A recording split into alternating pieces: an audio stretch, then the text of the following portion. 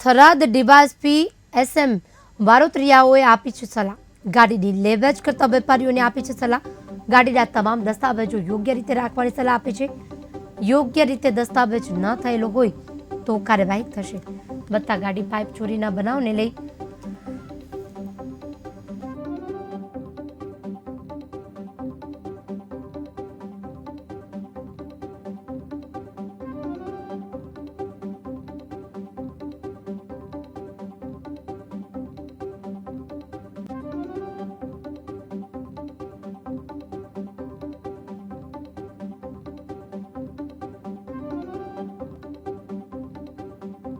બનાसकांठा जिल्लामां अने खास करीने थराद विस्तारमां ऑटो कन्सल्टंटना मोटा मोटा शोरूम आवेला छे, एटले के वाहन लेवेचनो मोटा प्रमाणमां लोको धंधो करे छे।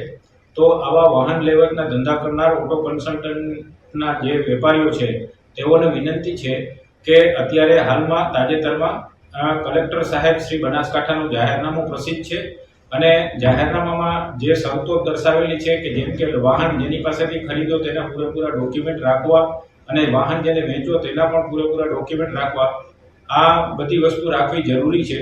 જો આ વસ્તુ આવી રીતે નહીં રાખો તો જાહેરનામાના શરતોનો ભંગ થશે તો તમારી ઉપર આઈપીસીની કલમ 188 મુજબ ગુનો દાખલ કરવામાં આવશે। એટલે આવા વાહનોની લેવેચના ધંધાર્થીઓ છે જેના મોટા મોટા શોરૂમો છે તે તમામને ડીવાયએસપી થરાદ SM વારોતરિયા હું વિનંતી કરું છું કે આ બધી વસ્તુઓ જે નામદાર કલેક્ટર સાહેબના જાહેરનામામાં ઉલ્લેખ કરેલો છે તે તમામ વસ્તુઓ રાખવી, જેને તમે વાહનો વેચો તેની પૂરેપૂરી વિગતો રાખવી, તેમજ જેની પાસેથી તમે વાહન ખરીદો તેની પણ પૂરેપૂરી વિગતો રાખવી, તેમજ તમારા શોરૂમ પર જે વાહનો છે તે વાહનોની નંબર પ્લેટો વ્યવસ્થિત રાખવી। વાહનોમાં કાળા કાચ ચડાવેલા હોય તો આવા વાહનો નહીં રાખવા અને જો આવા કોઈ જાહેરનામાનો ભંગ થશે તો કાયદેસર પગલાં લેવામાં આવશે। અને નજીકના દિવસોમાં અમે આવી ઝુંબેશ ચાલુ કરવાના છીએ કે જે આવા જે ગેરકાયદેસર લેવેચનો ધંધો કરે છે તેની ઉપર અમે કાયદેસર પગલાં લેશું। તેવી જ રીતે અમે ટ્રાફિકનો ઝુંબેશ પણ અત્યારે ચાલુ કરવા જઈ રહ્યા છીએ।